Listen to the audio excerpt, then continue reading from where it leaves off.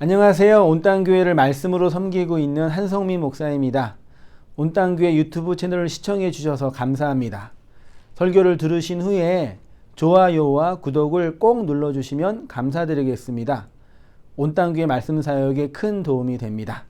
오늘도 말씀 안에서 평안하시고 즐거운 하루 되시길 바랍니다.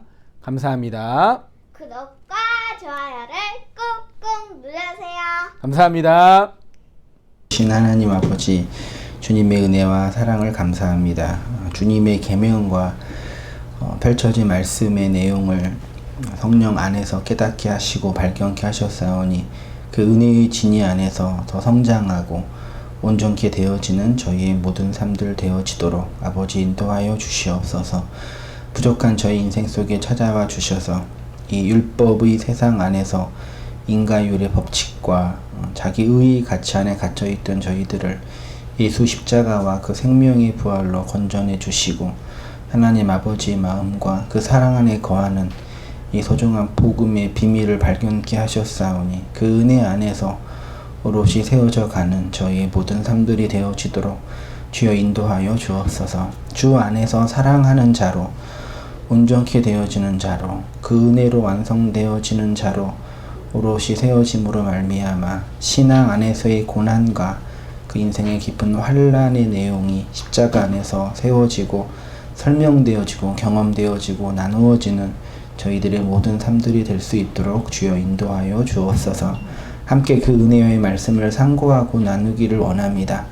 저희들을 모든 진리와 은혜 가운데로 인도하여 주셔서 그 생명의 샘 안에서의 풍성한 은혜들을 먹고 마시며 나누는 풍성한 우리의 교제와 예배의 시간이 될 수 있도록 주여 도우시고 함께하여 주옵소서. 뿐만 아니라 인터넷으로 각자의 삶의 처소에서 그 진리와 은혜를 찾고 구하는 주의 백성들 기억해 주시고 온땅교회의 성도들 기억하여 주셔서 우리 각자의 삶의 처소에 주님이 불러주신 그 부름의 상과 부름의 은혜를 쫓아 살아가는 모든 삶들이 되어지도록 도우시고 인도하여 주옵소서. 모든 것 주님께 의탁드리며 살아계신 예수님의 이름으로 간절히 기도하옵나이다. 아멘. 함께 나눌 우리 하나님 아버지의 말씀은요, 본문은 제가 요한복음 13장 34절과 35절로 일단 잡았고요. 마태복음이랑 요한복음 14장 본문도 있습니다. 제가 요한복음 13장과 14장 봉독해 드리겠습니다. 새 계명을 너희에게 주노니 서로 사랑하라. 내가 너희를 사랑한 것 같이 너희도 서로 사랑하라. 너희가 서로 사랑하면 이로써 모든 사람이 너희가 내 제자인 줄 알리라. 14장 15절이요. 너희가 나를 사랑하면 나의 계명을 지키리라.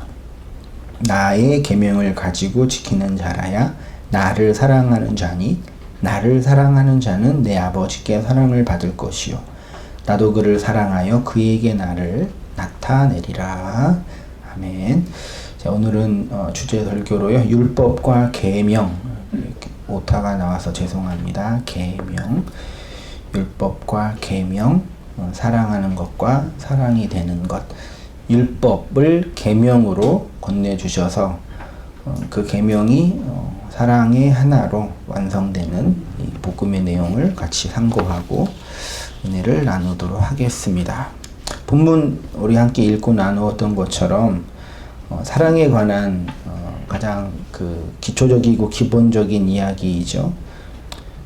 성경의 핵심이 무엇이냐라고 물을 때 예수를 믿던 믿지 않든 교회를 다니든 다니지 않든 신앙이 깊지 않던 모든 사람들은 사랑이겠지요 라고 말하는데 모두 다 동의하실 것이에요.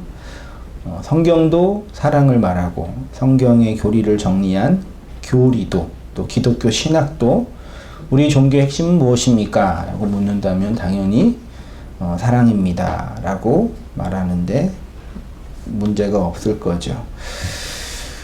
특히 요한복음 13장에서는 예수님이 새 계명을 제자들에게 교회들에게 주신다고 하시면서 그 계명의 내용을 뭐라고 정의하셨어요?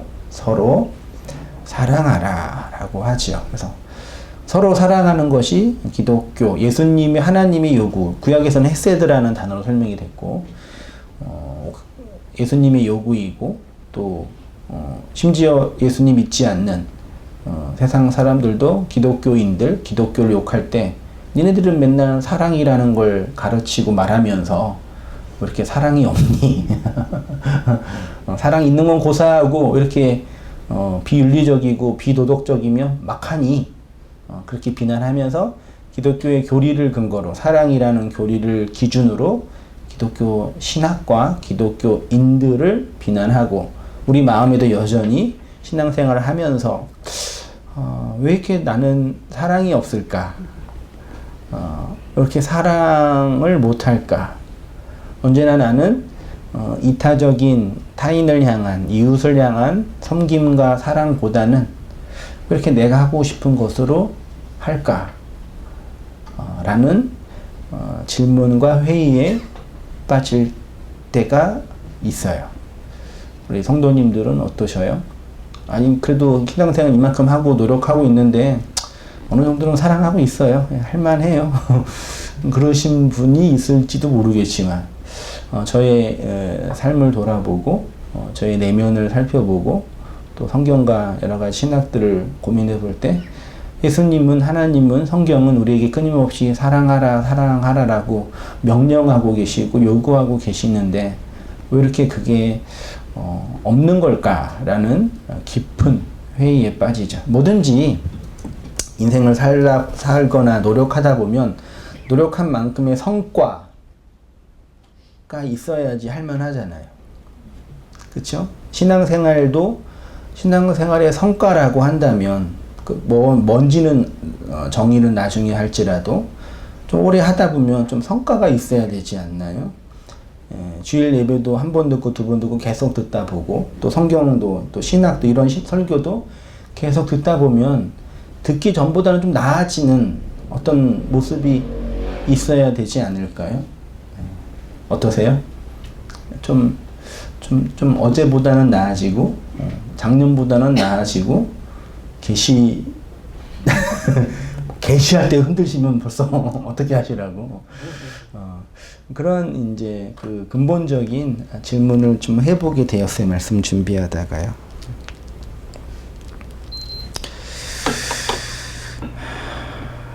그래서 한번 문제를 볼 때 그 문제의 답을 잘못 내고 있지 않냐라는 질문인 거죠. 한동안 그 젊어서 뭐 청년 때 그 성화라는 교리에 깊이 심취해가지고 그 뭐 루이스 벌컵이나 토마스 뭐 여러 가지 그 개혁주의 신학자들이 성화 교리를 정리할 때 그리스도를 알아가며 점점 외면이 성숙해가고 성장해가는 것이다라는 그 취지로 이제 성화를 논하고 그것에 대한 보편적인 이해를 우리는 도덕적이고 또 지적인 성장과 성숙 정도로 받아들였죠. 그래서 성숙해 가고 있는 것처럼 느껴질 때도 많이 있었는데 어느 순간 그 나의 죄와 악들 하나님의 은혜의 보편성 앞에서 직면할 때 성숙할까라는 질문에 심각하게 물음표를 제시할 때가 있죠. 가끔 신앙생활 오래 하고 성화론에 깊이 빠져있는 다른 신앙의 선배들과 동료들을 보면서 나는 이만큼 노력해서 성장했다라고 말하는 분들을 볼 때면 한편으로는 의심하면서도 한편으로는 뭐가 이렇게 잘 되실까라는 질문을 가질 때가 있었죠. 그 질문은 지금도 여전히 유효하고 있습니다. 왜 나는 그런 부분에서의 그 사랑의 성장과 성숙이 없다라고 말하기에는 좀 아쉽고 그렇다고 있다라고 말하기에는 좀 그렇고 아니면 이렇게 더딜까라는 그런 이제 존재적인 질문을 해보게 되는 거죠. 한번 우리 성도님들도 문제를 나누고 말씀 묵상하면서 문제를 한번 또 깊이 또 고민하고 묵상해 보셨으면 좋겠어요. 성경이 우리에게 사랑하라라고 할 때 그 사랑이 과연 세상 사람들이 요구하는 그런 개념의 사랑이냐라고 먼저 질문할 필요가 있겠죠. 정답은 아니에요. 아닌 거죠. 그러니까 니네 이렇게 사랑이 없어. 사랑이라는 교리가 있다며. 한국은 사랑이 없네. 그러니까 니네는 안 된 거야. 이렇게 비난할 때 그들이 요구하는 그 사랑이 이 사랑이냐. 그렇죠? 제가 고민하는 그 성숙의 사랑이 그 사랑이냐. 그 문제인 거죠. 세상이 기대하는 그런 사랑을 예수님이 우리에게 하라고 명령하고 있는 것일까? 예수님이 제자들에게 너희는 서로 사랑하라라고 하실 때 그 사랑은 인간이 자신의 육을 가지고 노력을 하면 어느 정도 노력을 하면 행할 수 있는 정도의 사랑은 아닐 것이겠죠. 예, 그건 분명하겠죠. 사랑하다라는 동사를 말 그대로 이해할 때는 자 사랑합시다 할 때 그 사랑은 그냥 동사잖아요. 그럼 그 동사는 뭐예요? 동작을 행하면 되는 거죠. 가다, 오다, 먹다, 자다. 우리가 행하는 거죠. 그렇죠? 그래서 가는 거 오는 거 다 가능하죠. 그럼 사랑하는 것도 그런 동작으로 가능하냐의 영역인 거죠. 가능해요? 네, 그렇게 고민하는 거죠. 그러니까 우리가 가다 오다 뭐 설교하다 뭐 먹다 자다 다 동작하는 거잖아요. 그러면 사랑하는 것도 그런 동작으로 가능한 영역이냐? 우리는 그렇게 가능한 영역이라고 착각해요. 그래서 사람들이 너 사랑해 라고 할 때 그렇게 동작할 수 있을 거라고 상정하고 얘기하는 거죠. 이게 얼마나 하나님의 은혜의 절대성과 주도권에 있어서 그거를 왜곡시키고 있는 용어의 개념인지 여러분 이해하셔야 돼요. 자, 하나님이 우리를 사랑하라고 했습니다. 그러니까 서로 사랑합시다라는 이 말 자체는 좋아요. 그렇죠? 근데 그 사랑하다라고 할 때 그 사랑이 인간이 단순한 동작을 할 수 있는 것처럼 행할 수 있는 영역이냐라는 질문인 거죠. 자, 이 동사의 개념으로 이해해요. 그래서 쉽게 말해서 행하는 주체의 자의 주체적 결단에 의해서 충분히 행할 수 있는 것으로 이해하죠. 그래서 어떤 사람이 사랑을 하는 사람이라면 그의 인격이 뛰어나거나 다른 노력을 더 많이 했기 때문이라고 하고, 사랑하지 않는다면 그만한 노력을 하지 않기 때문에 거기에 대해서 비난을 하는 거죠. 아니, 인간 세상에서도 공부하다라는 동사가 있잖아요. 자, 공부하다 할 때 그 공부하다가 마음대로 돼요? 아니, 그 동작도 천차만별인데요. 그것도요. 공부는 다 하죠. 그 동사로는. 근데 정말 공부를 잘하는 것과 공부를 못하는 거는 차이가 나잖아요. 아니, 인간의 동작도 그 정도의 개념인데 사랑은 오죽하겠니. 자, 사랑하다라고 할 때, 난 사랑해요라고 할 때 그 동작이 그 공부하다만큼도 안 되겠냐고요. 이런 부분에서 한번 새롭게 해보세요.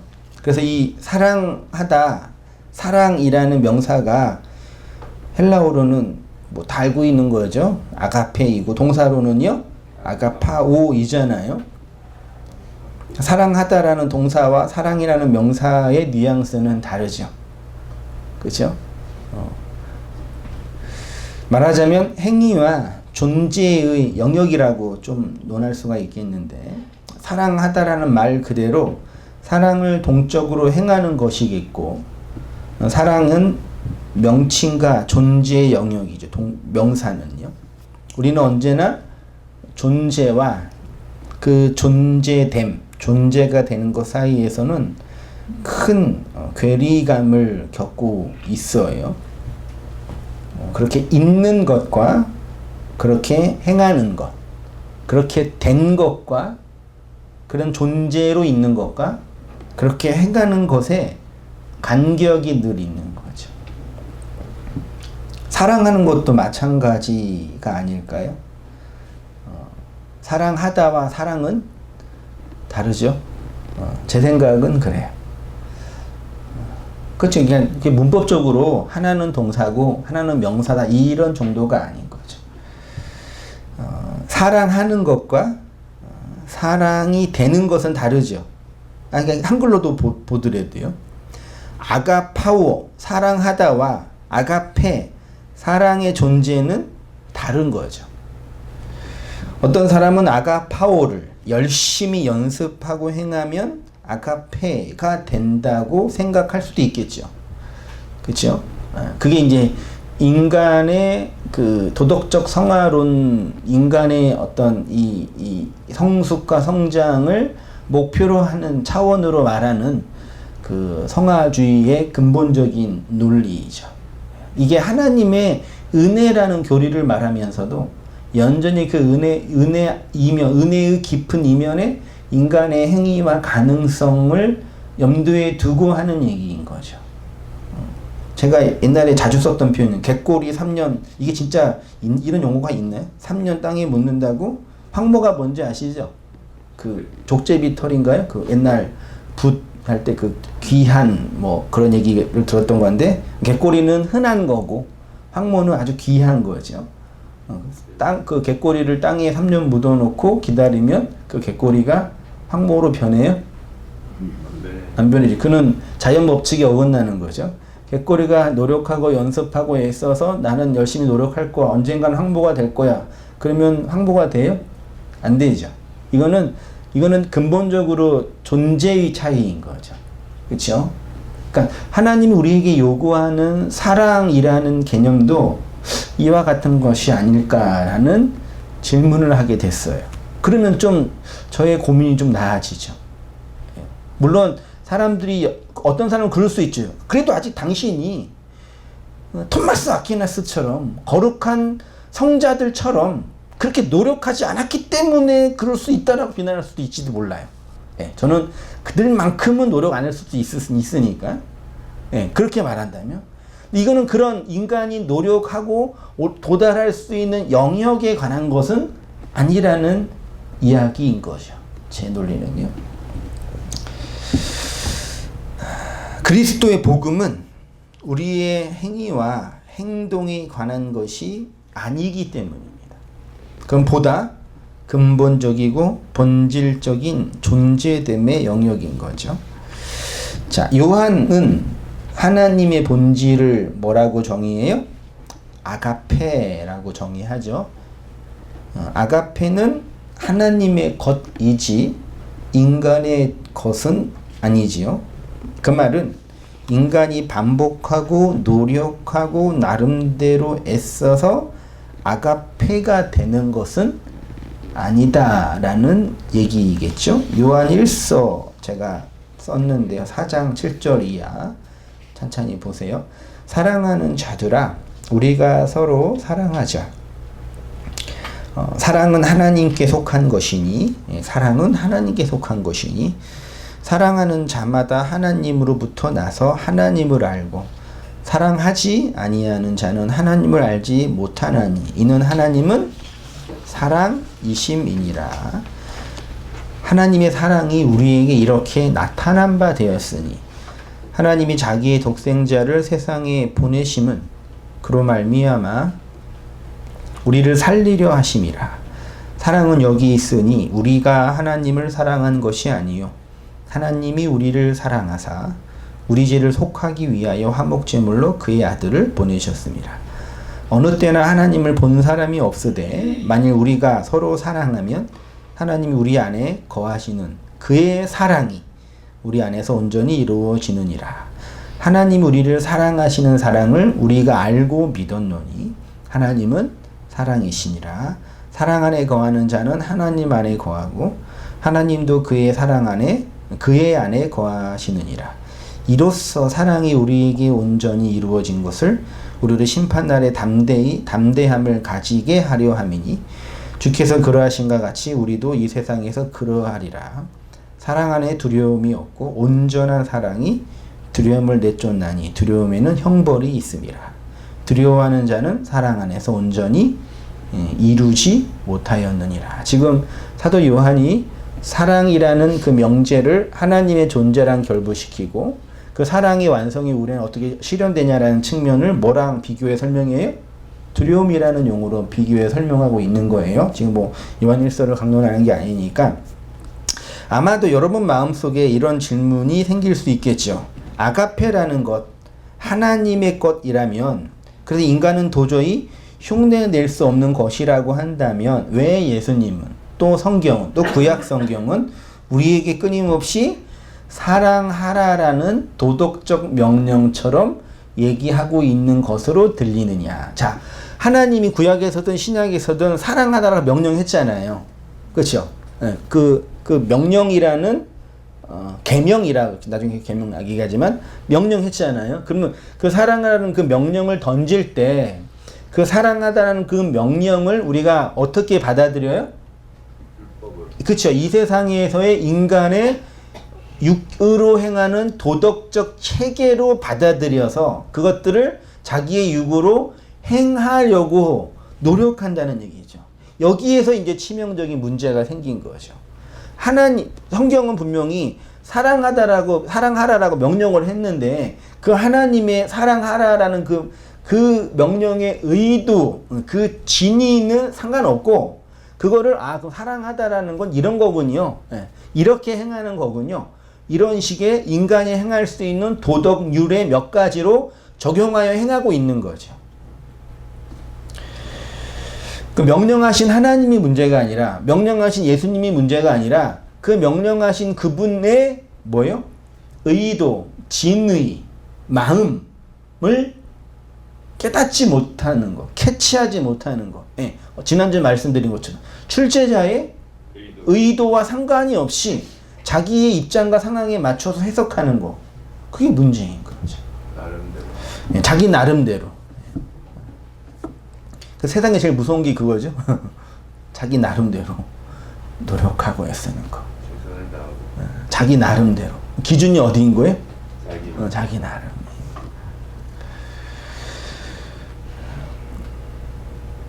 왜 예수님은 우리에게 서로 사랑하라라고 명령을 하셨을까요? 서로 사랑하라라는 예수님의 말씀에는 전제가 하나가 있는데 그게 뭐예요? 내가 너희를 뭐한 것 같이? 이걸 알아야죠. 구약에도 다 말씀하신 거예요, 사실은요. 다 얘기한 거예요. 그러니까 사랑하다라는 인간에게 동사적 명령을 하신 것에 대한 그 진의는 전제는 뭐예요? 내가 너희를 사랑한 것. 그러면 이 문제를 해결하려면 뭘로 알아야 돼요? 하나님이 그리스도가 나를 뭐한 거?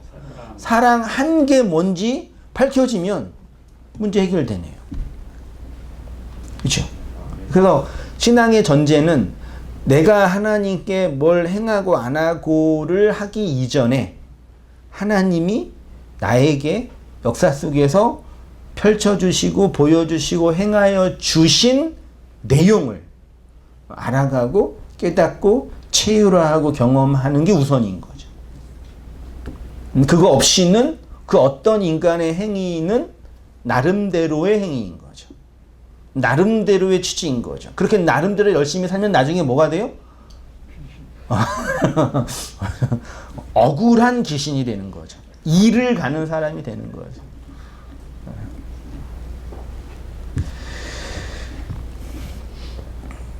요한복음 13장 34절 아까 제가 본문으로 잡았던 내용을 원문으로 보면은요.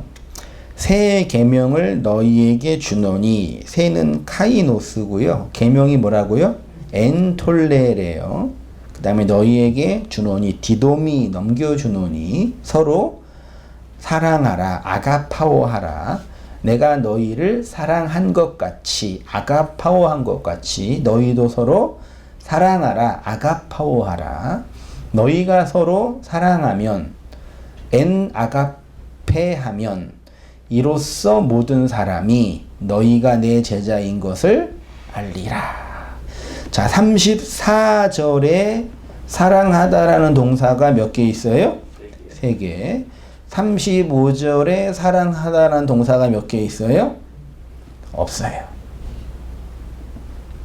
34절에는 동사, 사랑하다라는 동사가 가정법 과거형으로 3개가 되어 있고요.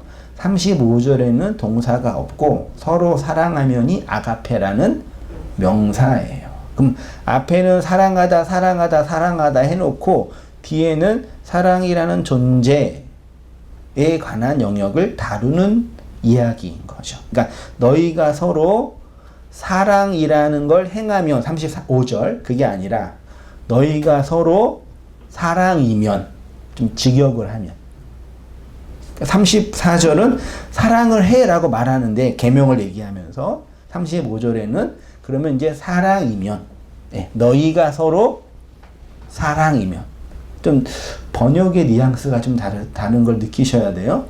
34절에는 계명을 주는데 사랑하라 사랑하라 사랑하라 라고 얘기했는데 35절에는 그러면 너희가 사랑이면 그러면 된다 이 얘기 하시는 거죠. 결론적으로 읽어볼게요.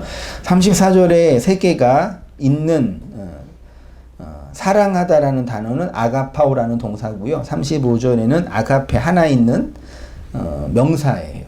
그리고 사랑하다라는 동사는 명령이 아니라 가정법으로 되어 있다고 하고요. 그래서 내가 너희를 사랑한 것 같이 에서는 직설법으로 되어 있대요. 그러니까 나머지는 가정법 현재예요. 그래서 요거를 다시 이제 좀 직역과 의역을 하면은요. 새 계명 카이노스 엔톨레 새 계명을 너희에게 디돔이 건네준다. 그러면 너희가 지금 서로 사랑한다면 그 계명을 주고 그 계명으로 사랑한다면 내가 너희를 사랑하는 것으로 그럼 뭘 주셨어요? 계명을 주셨죠. 그리고 뭐라 그랬어요? 사랑한다 하라라고 그랬죠. 근데 그 사랑의 내용은 뭐예요? 내가 너희를 사랑하는 것으로. 근데 뭘 줬다고요? 계명을 줬다고요. 됐죠?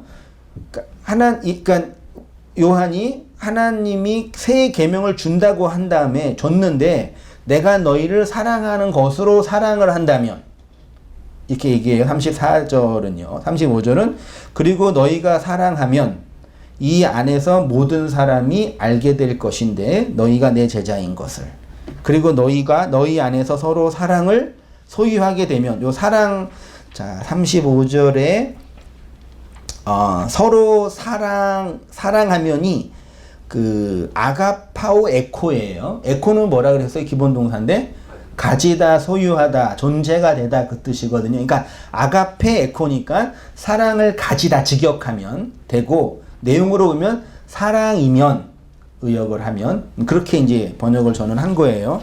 자, 3페이지로 가셔서 새 계명이 어떻게 주어지냐면 너희가 사랑한다면이라는 가정법으로 주어졌고요. 그래서 지금 사랑하는 것으로 새 계명이 주어졌다라는 개념이고 새 계명은 너희가 서로 사랑하게 되는 것인데 그것은 명령으로 주어진 것이 아니라 필연적 가정법으로 나타나게 된 거죠. 그래서 너희는 사랑하게 된다면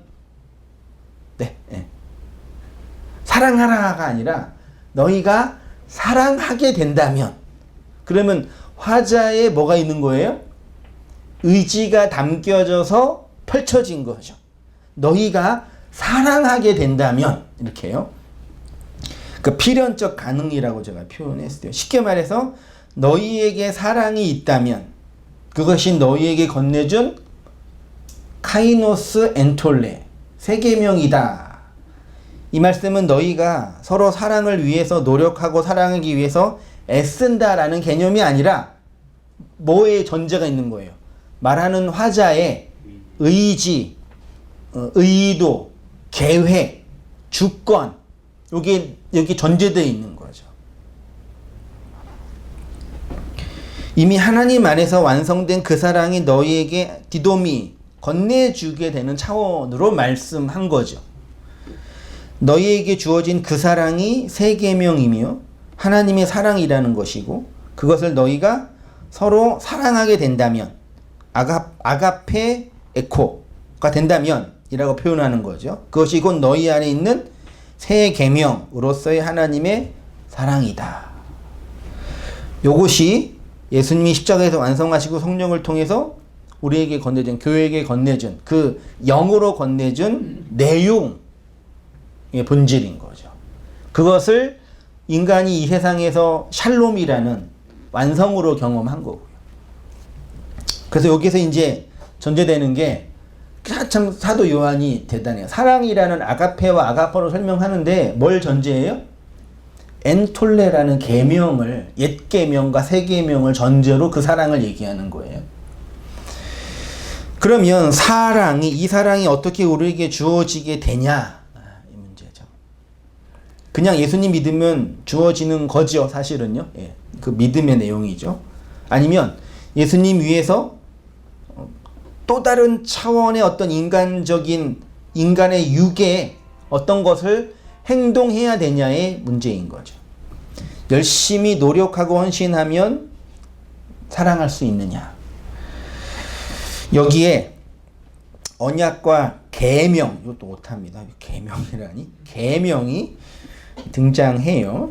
이 사랑을 바르게 알기 위해서는 옛 언약으로 주어진 옛 계명과 새 계명이 전제돼야 되는데, 하나님이 우리에게 사랑을 주기 위해서 과정으로 주신 그 계명의 통칭을 뭐라 그런다고요? 흔히 이제 율법이라고 하죠. 율법이 가지고 있는 진리를 알면, 그쵸, 그 전제니까 그 율법을 주신 하나님의 마음을 알게 되는 거고, 그것이 곧 하나님의 마음이 내 마음이 되는 것이므로 피조물이 하나님의 마음이 되는 것이니, 그거를 뭐 받았다? 구원받았다. 뭘 누린다? 안식을 누린다. 등등으로 표현한 겁니다. 그렇게 하나님의 마음이 내 마음이 된 자를 성경은 뭐라 그런다고요? 사랑인 자. 사랑인 자. 예, 예. 아가페 에코. 예. 사랑이 된 자. 예.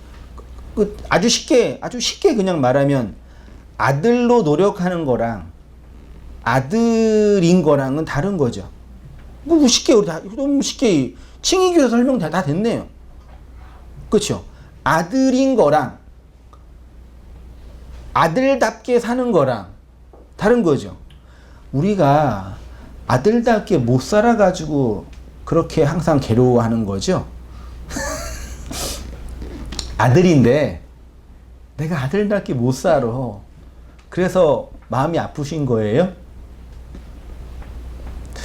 아까 제가 설교 초두에 말씀드린 그 저의 고민은, 난 아들인데 왜 아들답게 못 살지? 그것 때문에 제가 아파한 것처럼 보이셨나요? 아니에요. 나는 아들인 건 따놓은 당사야. 됐어. 난 됐어. 그러니까 이제 나는 아들답게 살면 돼. 이런 고민은 아니었어요, 저는요, 최소한. 저희 근본적인 고민은 뭐예요? 아들인가?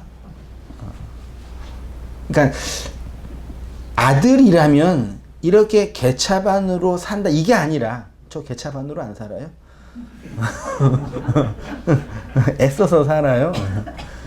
그게 아니라, 아들의 존재됨의 문제인 거죠. 그러니까 제가 고민하는 건 제 외적인 행동이 다른 성인군자만큼 되지 않기 때문에 당하는 그런 고민이 아니에요. 저는 이미 그거 포기했어요. 제가 그렇게 안 되는 것에 대해서 저 스스로도 이제 전 자유로워요. 걱정하지 마세요. 그런 것 때문에 문제 안 해요. 근데 근본적인 문제는 거죠. 아들인 건가? 그렇다고 저 목사님 구원의 확신도 없고 뭐 확신도 없는 사람이 무슨 목회를 하고 있어. 그렇게 비난할지도 모르는데, 그렇게 좀 유치한 질문 안 하셨으면 좋겠어요. 여러분들은 그렇게 안 하시겠지만,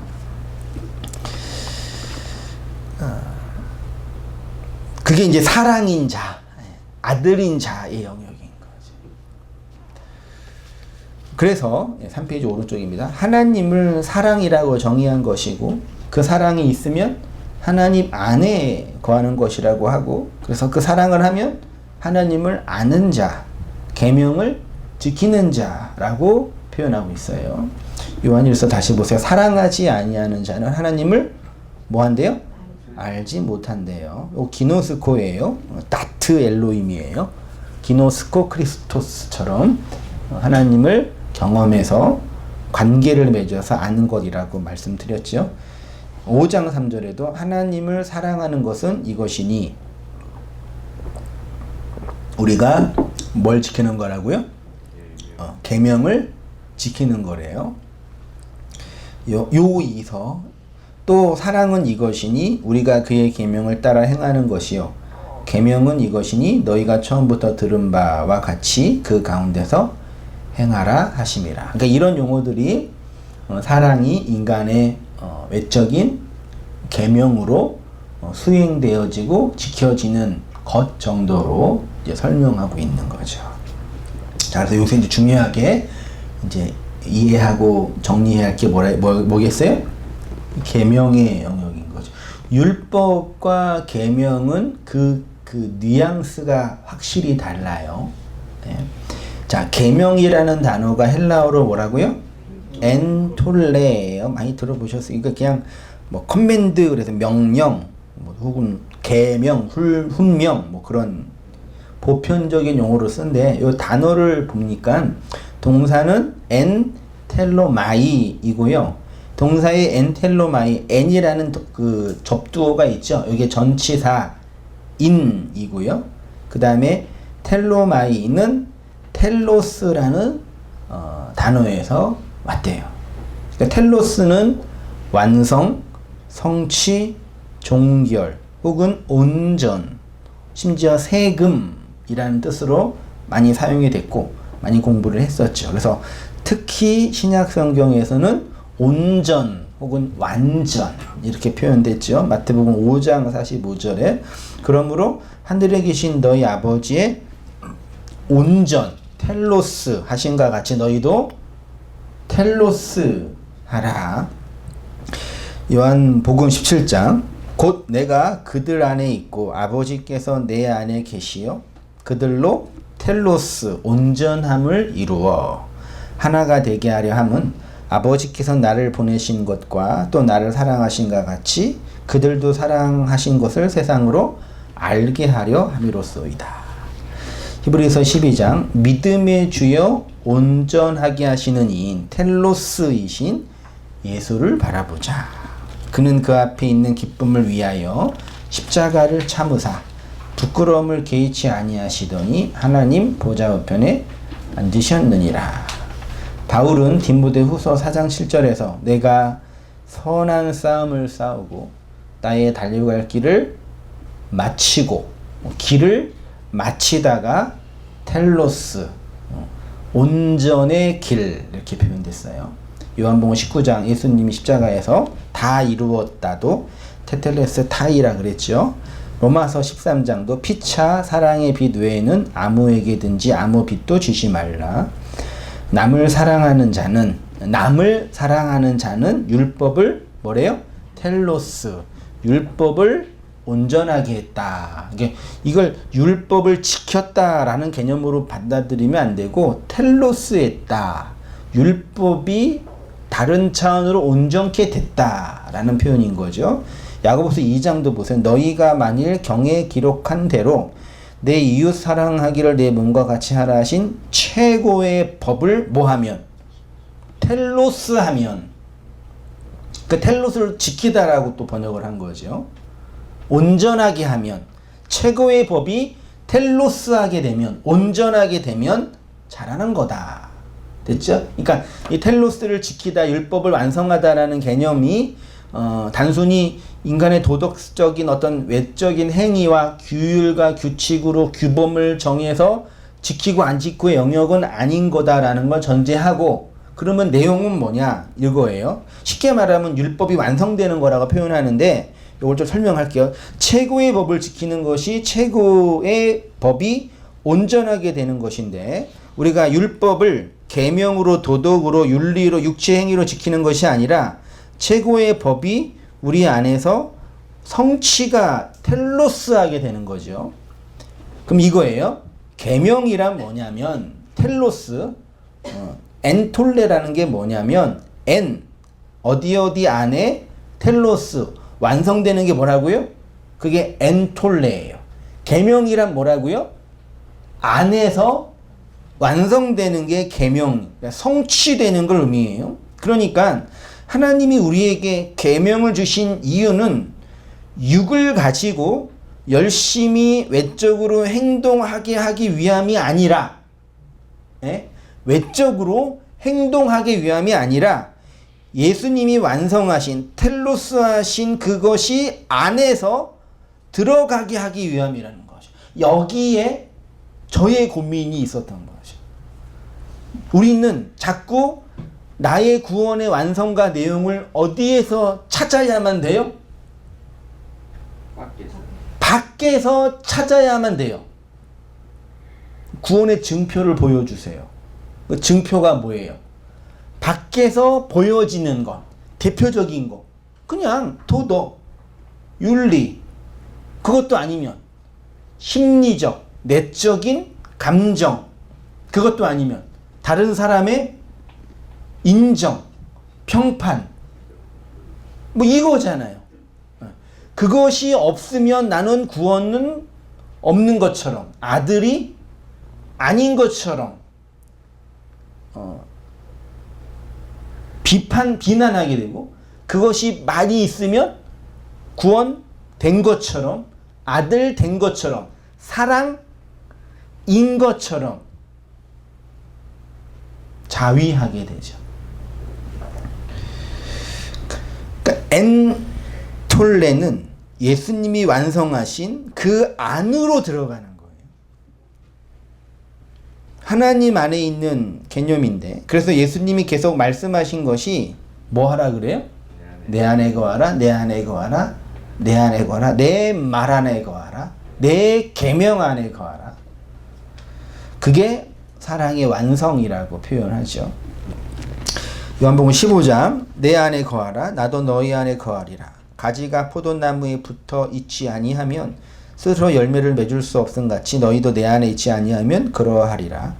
나는 포도나무에 너희는 가지라. 그가 내 안에, 내가 그 안에 있으면 사람이 열매를 많이 맺나니 나를 떠나서는 너희가 아무것도 할 수 없음이라. 사람이 내 안에 거하지 아니하면 가지처럼 밖에 버려져 마르나니 사람이 그것을 모아다가 불에 던져 사르느니라. 너희가 내 안에 거하고 내 말이 너희 안에 거하면 무엇이든지 원하는 대로 구하라. 그리하면 이루리라. 아버지께서 내 안에 아버지여, 아버지께서 내 안에, 내가 아버지 안에 있는 것 같이 그들도 다 하나가 되어 우리 안에 있게 하사 세상으로 아버지께서 나를 보내신 것을 믿게 하옵소서. 23절. 곧 내가 그들 안에 있고 아버지께서 내 안에 계시어 그들로 온전함을 이루어 하나가 되려 하려 함이라. 함은 아버지께서 나를 보내신 것과 또 나를 사랑하신 것 같이 그들도 사랑하신 것을 세상으로 알게 하려 함이로소이다. 자, 그럼 보세요. 이 말씀 잘 이해했나 보세요. 하나님이 구약에서 우리에게 하나님을 알라고, 하나님 안에 거하라고 주신 게 뭐라고요? 보편적으로 율법. 그를 신약의 작가들은 옛 계명이라고 언약적인 관점 설명한 거예요. 그 율법을 노모스라고 하죠. 율법을 뭘로 주셨다고요? 율법이라는 보편적인 개념을 눈에 보이게 글로 기록한 게 뭐예요? 10계명이죠. 10계명을 그냥 우리는 그냥 일반적으로 10계명이라고 표현하는데 원래 단어적으로는 10계명이 에세르 열이라는 계명이죠. 그러니까 율법을 눈에 보이게 외적으로 우리가 새길 수 있게 보여준 게, 아니 보여줘야지 알 수 있으니까요. 보여준 게 10계명이에요. 그것을 열의 에세르의 엔톨레는 헬라어지만 계명으로 준 거예요. 율법을. 됐죠? 이거 어렵지 않죠? 이 10계명으로 설명된 율법을 우리는 10계명 원래 아세르가 열이고 마는 뭐예요? 맴이거든요. 이게 열의 하나. 그 미 뭐예요? 열의 하나가 11조잖아요. 열의 하나. 그 열을 생명, 말로 건네주는 거. 그게 아세르고, 그거를 우리가 흔히 11조로 번역을 해버린 거예요, 그냥. 원래는 아세르예요. 열의 말, 진리, 물, 뭐 그런 개념이니까요. 그 율법을 계명의 열로, 근데 그 열은 아세르, 열의 하나로 건네준 거예요. 그렇게. 근데 우리가 그 열의 아세르, 열의 하나를 뭘로 해석한다고요? 11조로 해석해 버려서 그냥 뭐 번돈에 곡식에 그런 개념을 받아들여서 그냥 내는 것으로 이렇게 거둔 것의 소득의 하나로 이렇게 내는 것으로 만들어 버렸잖아요. 그래서 이 말에는 어폐가 있죠. 사실 어폐가 있어요. 11조 하면 안 돼 그래서요. 눈에 보이는 이 화폐나 곡물 이렇게 하면은 구약에서는 이렇게 했어야 됐고 신약에서는 그렇게 하면 안 되는 거예요 원래는요. 예, 그는 그냥 돈을 내는 거, 예, 뭐 그 오늘날은 그냥 기부금이라 그러죠. 기부금을 내는 거, 그렇게 내는 거의 문제가 아니라 11조를 요렇게 이해하고 내면 큰일 나는 거라고요. 그래서 어떤 분은 11조면 뭐, 어떤 분은 심각하게 어떤 설교 11조면 지옥 간다 뭐 이런 식으로 되게 어그로를 끌던데, 예, 그 말 자체도 틀린 건 아니죠. 예, 설명하자는 의도가 있는 거니까. 그러니까 열의 계명, 열의 하나 마아세로 부른 거예요. 율법의 계명을 열로 부른 거죠. 요 십계명을 구약에서는 앞에 다섯으로 뒤에 다섯으로 십계명을 설명해 주셨죠. 근데 앞에 다섯은 나 외에는 다른 신을 두지 말라 막는데 등등 다섯은 다 설명해 주셨죠. 설명해 주셨으면은 무슨 뜻이에요? 요게 그거야 라고 가르쳐 준 거죠. 그 말은 반대로 하면 뭐예요? 너네들은 요것들을 지킬 수 다 설명해 줬는데 요거를 지킬 수 없다라고 구약에서 땅 도장을 찍어 주신 거예요. 신약이 그 구약에서 이제 앞에 설명할 때 뒤에 다섯은 설명해요 안 해요? 안 해주셨어요? 설명 자체가 없어요. 그러니까 그거를 어떤 분은 앞에 다섯이 대신 계명이 중요하기 때문에 설명하신 거고 뒤에는 그냥 우리가 행하면 되는 거니까 살인하지 않고 간음하지 않고 도둑질하지 않으면 되는 거니까 설명 안 해주신 거라고 얘기했는데 그거를 신약이 와서 예수님이 앞에 다섯으로 다시 설명해 주시는 거예요. 그러니까 앞에 다섯은 우리가 알아요 몰라요? 아니 그러니까 아는데 그 내용이 뭔지 몰라요. 하나님 외에는 다른 신을 내게 두지 말라 했잖아요. 그럼 전제가 뭐예요? 하나님을 알아야죠. 근데 하나님을 안다고 해놓고 뭘 만들었다고요? 금송아지 만들었잖아요. 내 이름을 망령되이 일컫지 말라라고 그걸 지키려면 아니 하나님의 이름이 뭔지 알아야 되잖아요. 이름이 뭔지 문자로 기록을 했는데 이름의 내용을 몰라요. 하늘에 기록했으니까. 그러니까 구약에 있는 걸 다 설명은 하셨지만 그것을 너희가 모르는 거야 라고 얘기해 주신 거예요. 그리고 다시 신약에 오셔서 예수님이 뒤에 다섯으로 앞에 다섯을 다시 설명하신 게 복음서 이야기인 거죠. 그쵸? 요거 이해 다 되시죠? 네. 자, 이 계명을 앞에 다섯과 뒤에 다섯으로 설명해 주셨습니다.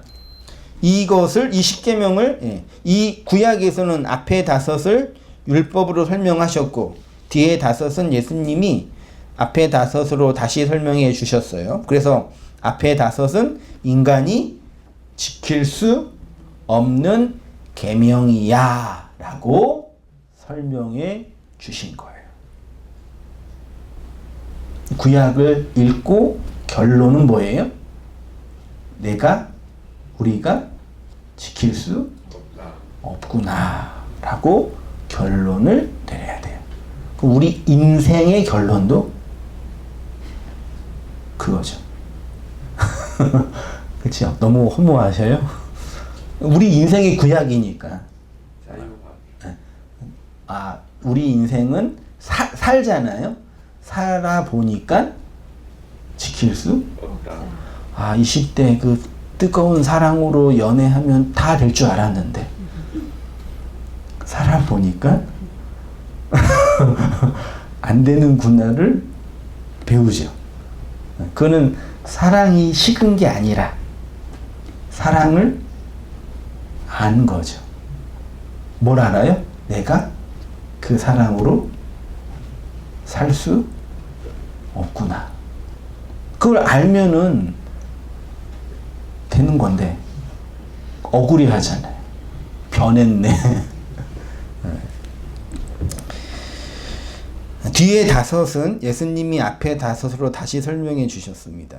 그게 이제 사실 신약성경 마테마가 누가 요한복음이고 다시 요한복음에서 이제 사랑이라는 아가페와 아가파로 설명하신 거죠. 근데 요것을 앞에 다섯과 뒤에 다섯을 아주 극명하게 잘 설명한 비유가 무슨 비유라고요? 그게 열처녀 비유예요. 열처녀 비유는 정말 이해하기 어려운 비유인 거 아시죠? 예. 뒤에 5 처녀는 어떻게 들어갔어요? 깨어 있어서 들어갔어요? 다 자고 있었잖아요. 자, 마태복음 25장 1절 이하 내용은 다 아시면 보세요. 그때 천국은 마치 등을 들고 신랑을 맞으러 나간 열처녀와 같다 하리라. 신랑 시 그 열에 완성된 그 말씀을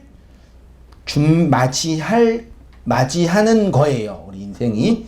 그중 5은 미련하고 5은 슬기 있는 자라. 미련한 자들은 등을 가지되 기름을 가지지 요것도 이제 그 성령 강림과 설명할 수도 있겠죠. 예.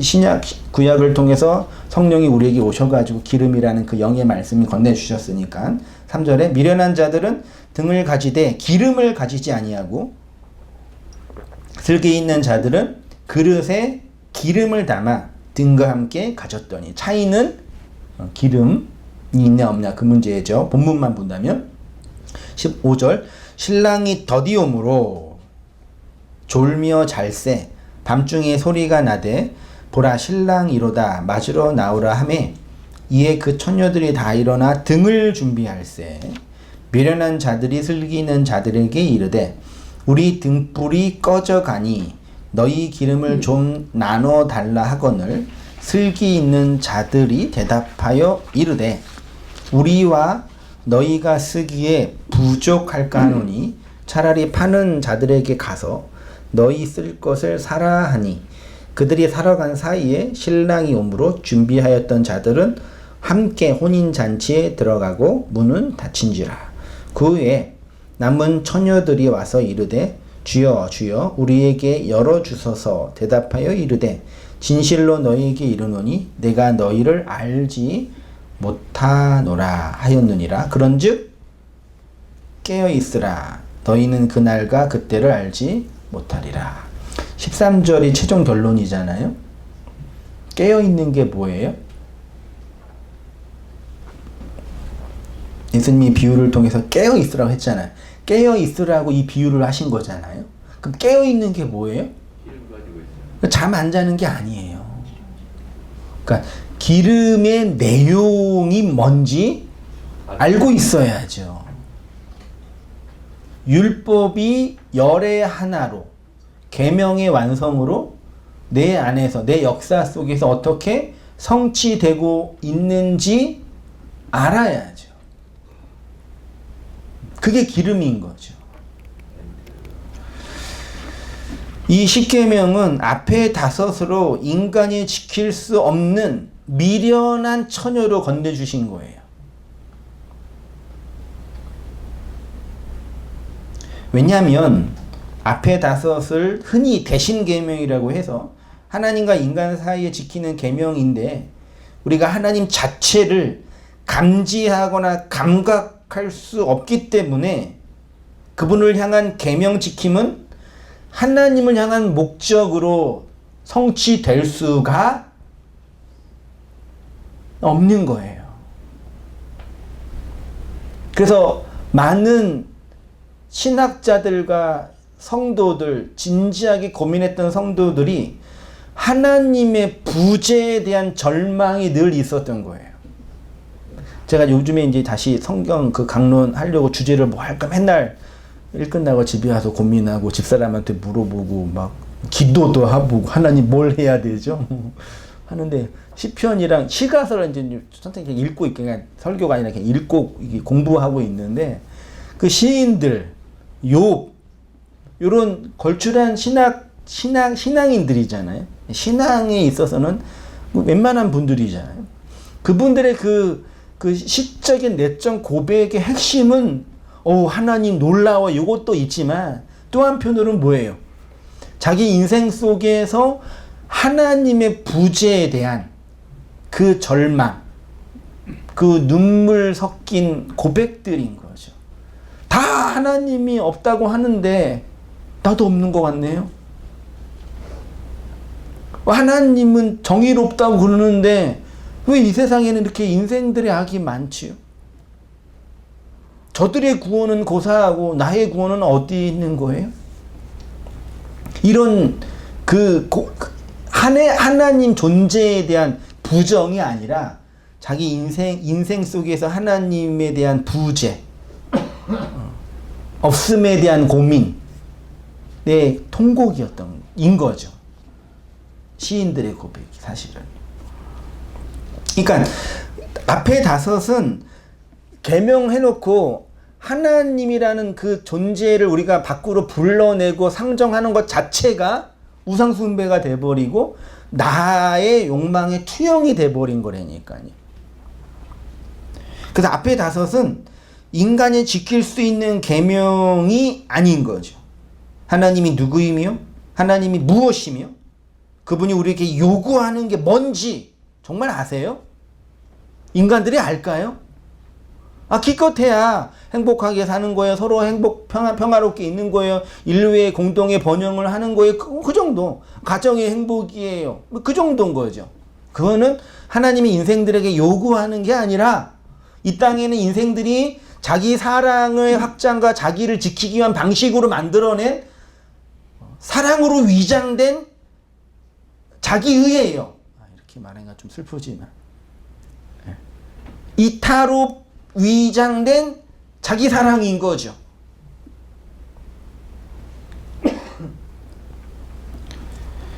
그게 뭐 나쁘고 그게 뭐 악하다 뭐 그렇게 표현하는 게 아니라 그거라도 해야죠. 사실은 살려면. 그거 못해서 문제인 거죠. 그러니까 앞에 5은 인간 지킬 수 없는 계명이기 때문에 하나님이 누구이고 그분이 우리에게 무엇을 요구하는지 알지 못해요. 따라서 앞에 5 계명은 기름을 충분히 준비하지 못해서 신랑을 맞이하지 못하는 미련한 5 처녀인 거죠. 이미 오셨는데 온지도 모르는 거죠. 이미 내 인생 속에 십자가 언약으로 세워졌는데 미련한 5인 거죠. 그래서 미련한 5 처녀가 아닌 슬기로운, 슬기 있는, 지혜 있는 5 처녀가 뭐요? 기름을, 그 성령을 통해서 완성된 그 영의 말을 준비하여 신랑이 옴을 감지한 거죠. 신랑이 기름을 준비한 슬기 있는 5 처녀들을 혼인잔치 안으로 들어오게 한 거죠. 그 5이 신랑 안에서 사랑으로 완성된 그림인 거죠. 그러니까 뒤에 5 계명을 흔히 대인 계명이라고 하는데 인간과 인간들 사이에서 통용되는 계명이라는 뜻인 거죠. 그래서 살인하지 말라, 간음하지 말라, 도둑질하지 말라, 거짓말하지 말라, 탐내지 말라 요거잖아요. 요걸 예수님이 복음서에서 구약에서는 아브라함과 이삭과 야곱과 요셉을 통해서 이미 다 설명해 주죠. 그러니까 아브라함을 보면서 살인하지 말라의 교리를 설명하신 거고, 교리라 그러면 그렇지만 이삭을 보면서 간음하지 말라의 교리를 진리를 설명하신 거예요. 그의 인생 전체와 역사 전체를 그걸로 설명해 주신 거예요. 결론을 내며. 그래서 그걸 복음서에서는 마태복음과 마가복음과 누가복음과 요한복음이라는 4개의 계명으로, 4개의 말로, 내수로 설명해 주신 거죠. 그걸 요한이 사랑으로 완성하여서 교회에게 디도미 넘겨주신 거고, 그걸 예수님 십자가상에 내가 다 이루었다 그러면서 그 영으로, 그 머리로, 머리 대심으로, 똑같은 얘기인 거죠. 머리 대심으로, 그 교회의 머리 대심으로 건네준 거고, 그 내용을 영을 받은 거고, 오늘 열처녀 비유에서는 기름을 받는 거라고 표현한 거죠. 그래서 예수가 완성한 그 사랑을 받으면 마아세르, 열의 하나, 열의 내용이 11조로 완성되는 거죠. 그래서 11조 하면은 안 된다라고 이렇게 제가 표현한 거예요. 그거는 내가 밖으로 어떤 교회라는 단체랑 이런 단체를 이렇게 하기 위한 것이 아닌 거예요. 그래서 뭐 이렇게 해보니까 뭐 교회가 뭐 헌금을 해야 돼서 뭐 운영해야 대한 기본적인 뭐 그 기준이 10분의 1이다. 우리 근로소득이나 헌금이 아니라 그 월급에 세금으로 한 10% 떼가나요? 4대 보험은 10% 여기 세금 아니죠, 그거는. 그건 보험료죠. 근데 보험료로 가정한 세금인 거죠, 사실은요. 한 5에서 10% 떼가는 것 같더라고요. 그렇죠. 거의 10% 같더라고요. 그러니까 이게 기본적으로 인류가 통용한 어떤 단체나 국가를 운영하기 위해서는 사람들의 번 거에 어느 정도 뭐 법인세는 10% 이상도 있지만 해서 운영한다라는 그게 어떤 흐름이 있나 봐요. 그러니까 그래서 고대 이스라엘도 신정 국가였으니까 그냥 세금인 거죠. 그렇게 뗀 거죠. 근데 그거를 그대로 오늘날 신약에 살고 있는 성령 받은 신약 교회들이 이 외적인 교회라는 단체를 운영하기 위한 방식으로 이렇게 만들어 버렸으니까 문제인 거죠. 그럼 돈을 내고 안 내고 이런 문제도 아닌 거고, 돈을 뭐 많이 내서 운영되면 좋고 필요한 곳에 쓰면 좋지요. 뭐 그거 자체를 옳다 나쁘다 할 필요도 없는 거죠. 근데 다만 내는 사람의 의도와 마음 속에서 이렇게 하면은 하나님이 10분의 1을 내면은 최소한 몇 배요? 10배. 최소한 10배는 제일 큰 거죠. 30배 최소한. 이런 어떤 내적인 어떤 의도나. 진짜 이렇게 우리 성도님들의 설교 듣는 이렇게 정보가 좀만 고민하면 이렇게 정보가 유튜브에 다 설교하잖아요. 목사님, 그리고 깨어있는 목사님들이. 근데 정말 화가 나는 게, 제가 알고 있는 지인 목사님이 이번에 어떤 큰 가정의 큰 환난을 경험하셨어요. 아내 사모님은 병 때문에 수술하시고 뇌수술을 하시고, 본인 이제 집에서 개척해서 이제 교회 운영하는데, 사업을 하는데 코로나 때문에 돈벌이 안 돼서 힘들고, 부목사 있다가 사모님이 큰 수술해서 들어가니까 교회 그 장로님이라고 하는 분들이나 권사님이라고 하는 분들이 목회자가 기도를 안 해가지고 사모가 좋게 된다고, 뭐 그런 말도 안 되는 얘기를 하고, 더 슬픈 거는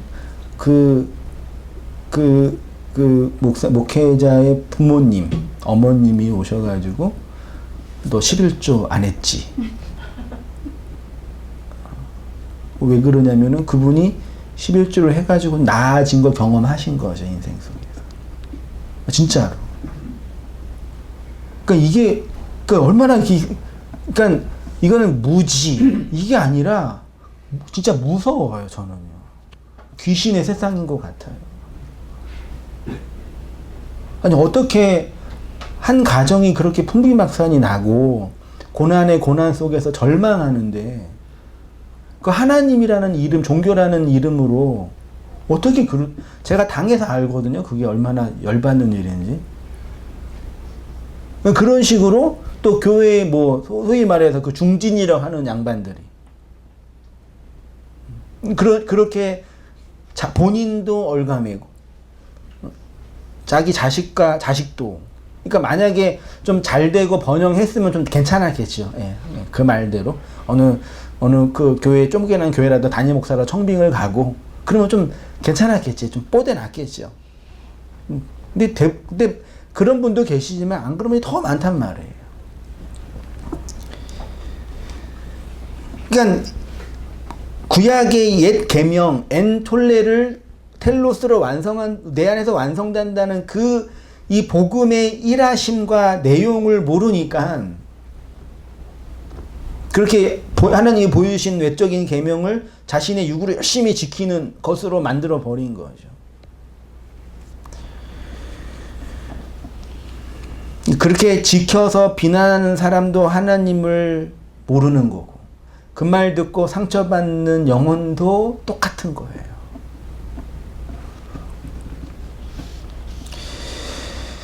그래서 예수가 완성한 그 사랑을 받으면 온전한 11조가 마아세르, 열이 맴으로 우리 안에서, 내 안에서 그 사랑으로 완성되는 것. 그래서 서로 사랑인 것. 사랑이라는 존재가 되는 것이 되는 거죠.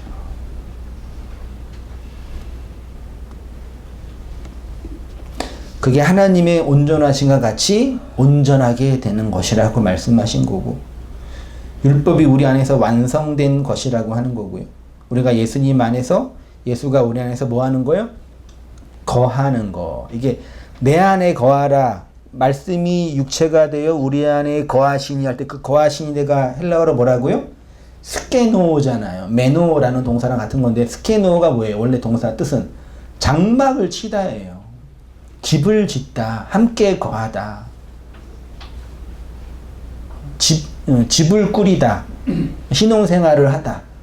그게 구약에서는 성전으로 장막으로 예표된 거고. 로마서 13장이요. 피차 사랑의 빛 외에는 아무에게든지 아무 빛도 지지 말라. 남을 사랑하는 자는 율법을 다 이루었느니라. 간음하지 말라, 살인하지 말라, 도둑질하지 말라, 탐내지 말라 한 것과 그 외에 다른 계명이 있을지라도 내 이웃을 내 자신과 같이 사랑하라 하신 그 말씀 가운데 다 들었느니라. 사랑은 이웃에게 뭐요? 그렇죠. 악을 행하지 않죠. 이제 악담이 아니라요. 그러므로 사랑은 율법의 텔로스, 완성이다. 더 이상 희생제사로 우리 형제들로 오신 예수를 죽이지 않아도 되죠. 살인하지 말라라는 계명을 지키는 것이겠네요. 율법의 남편 아래서 음란한 여자가 될 필요가 없는 거겠죠. 왜냐하면 그 율법의 남편이 죽어서 내 안에 온전하게 되었기 때문이죠. 간음하지 않는 여자가 되는 거지요. 그러면 내가 더 이상 살인하지 않고 간음하지 않는 자가 되니까 형제들에게 더 이상 거짓말, 거짓 증거 안 해도 되겠네요. 그게 온전한 자가 되네요. 그러면 구약에서 앞에 다섯은 뭔지 모르고 뭔지도 모르고 지킬 수 없음이 확인됐는데, 신약에서 살인, 간음, 거짓말, 도둑질, 탐심이 그 사랑으로 내 안에서 지켜졌네요. 네. 그게 온전하게 된 거잖아요.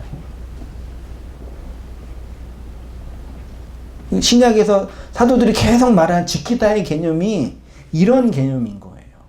예.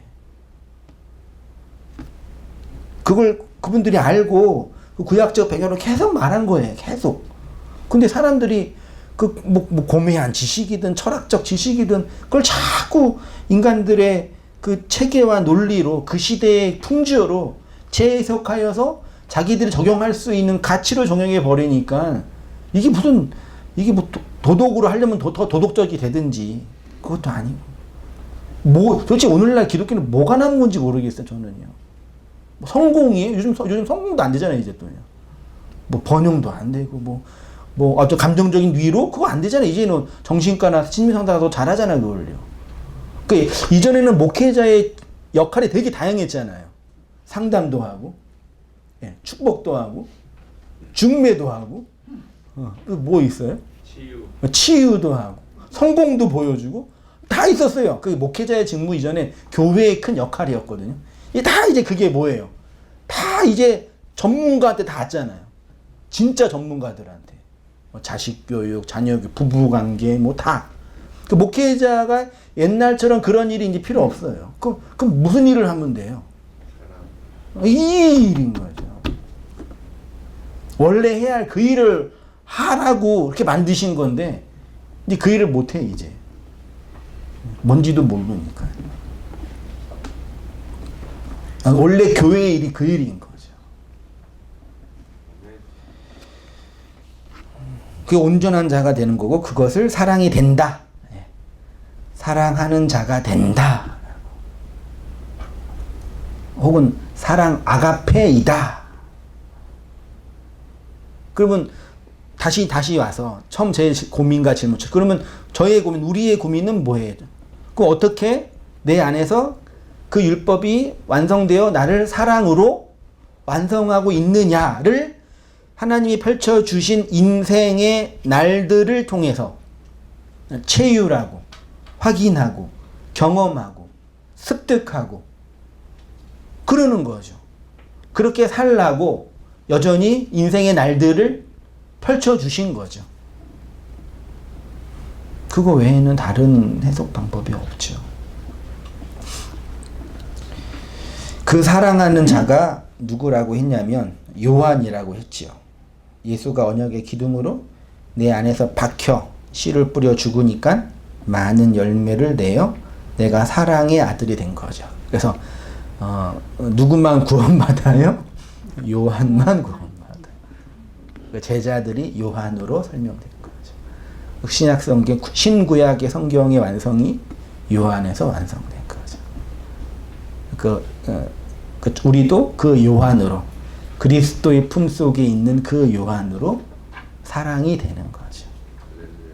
그게 역사에 펼쳐진 역사 안에서 확인하여 묵시로 빨려 들어가는 성도의 총론, 인생인 거죠. 이것이 바로 예수님이 교회에게 주신 새 계명으로서 서로 사랑하라는 말씀의 진리입니다. 그렇게 사랑이 되어 서로 사랑하는 삶을 살아감으로 온전한 열의 계명을 완성해 가시는 또 확인해 가시는 우리 모든 성도님 되시기를 주님의 이름으로 축원드립니다. 기도하겠습니다. 하나님 아버지,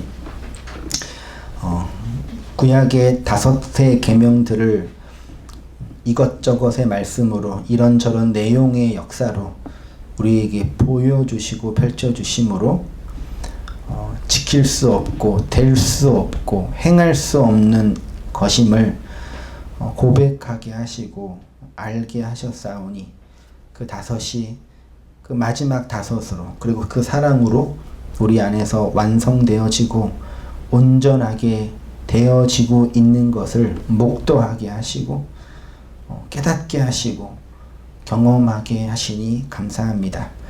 그 사랑이 된 자로, 사랑의 씨를 가진 자로 역사 안에서 발견하고 경험하는 저희들의 모든 삶들 다 되어지도록 아버지 인도하여 주시옵소서. 그러함에도 불구하고 여전히 왜곡된 자기 사랑과 자기 의의 연민에 빠져서 하나님의 그 진의와 마음의 내용을 정확하게 보지 못하는 우리들의 모습들, 저희들의 인생의 모습들을 또한 발견하게 됩니다. 그런 저희들을 죄와 악과 율법에서 구원시키시는 하나님의 열심을 목도하게 하셔서 그 안에서 자유케 하는 우리의 모든 삶들 다 되어지도록 아버지 인도하여 주옵소서.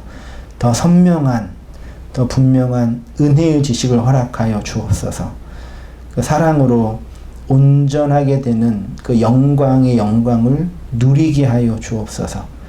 그 샬롬의 안식과 은혜의 평강이 우리의 지식을 초월하여 하나님이 건네주신 그 사랑의 온전으로 완전케 되어지도록 주님 도우시고 함께하여 주시옵소서.